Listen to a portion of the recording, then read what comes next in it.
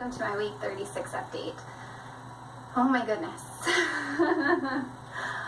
Yeah, we're getting in the final countdown, that's for sure. As of today, even though this is my 36-week update, I only have 20 days left of pregnancy before they probably will start talking about induction. So that's pretty crazy to think about. I will just get right into it. This past week, I did have a doctor's appointment. We had an appointment for basically just the same old, just checking dilation and seeing what position baby was in. She still is head down. I felt like she was doing flips, and I thought that she had actually moved sideways because my entire stomach turned into a square. And so I was like, oh no, like, did she somehow come out of the pelvis, like her head lifted up and so she's flipping? And so that really worried me because I didn't want her to go into a breech position, because I heard with anterior placentas that is pretty possible and common that they will do that. So that worried me a little bit, but she did say baby is still head down. She did go ahead and check me again. And this time it was, let's just say, extremely painful. And I'll get into that. But baby is 1.5 centimeters, almost 2 centimeters dilated. She is completely head down to the point where she's basically just right there. But my cervix is still extremely posterior, which basically, if you don't know, your cervix is behind a baby's head, and that way the baby is kept up, and that way you're not dilating throughout your pregnancy. And then as pregnancy goes on, your cervix will move forward and you will dilate and open in the face completely, and then baby comes out.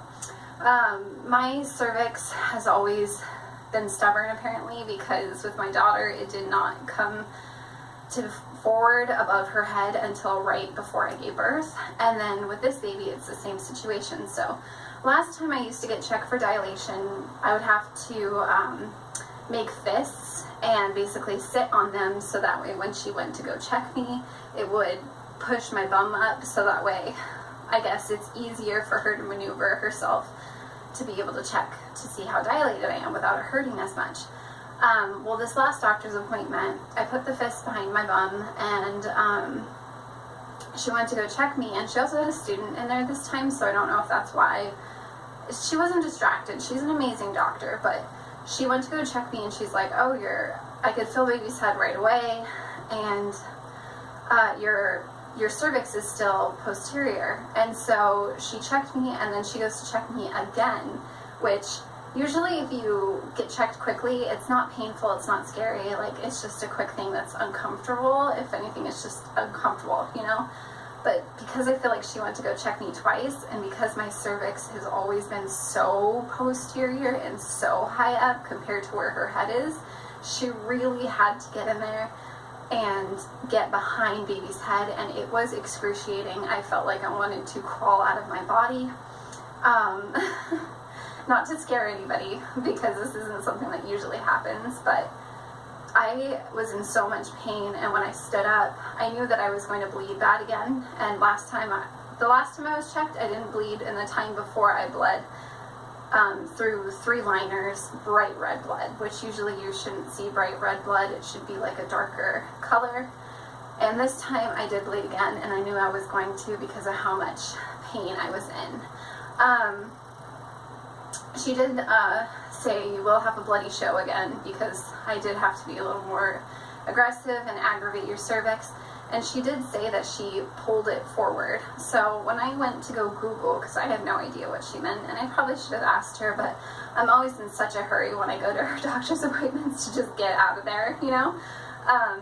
She did say she pulled it forward, and I was wondering why it hurt so bad and felt like something was almost tearing. And then when I Googled it, basically, I guess if you're in labor and your cervix isn't forward yet and doctors want to speed things along, they might pull basically your cervix forward above baby's head, and she did that while checking me. And I've heard mixed things. Some people say that, oh, doctors shouldn't be doing that, and other people say like, oh, well, maybe it'll help you progress along. So I don't know how I really feel about it. I know that I did have a very small bit of tearing, and it was bright red blood, and then I did have the darker blood from just my cervix being irritated.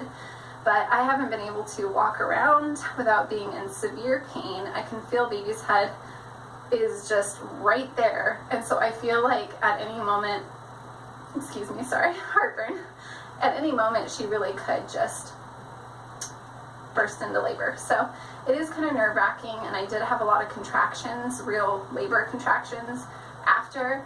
I did not bounce on the ball or go for a walk because I was in so much pain when I went walking that I feel like I could have gone into actually active labor and not early labor if I would have. But I felt uncomfortable. I felt like I was putting my body in distress, and that wasn't the best thing for me or for Laila. So we didn't do that.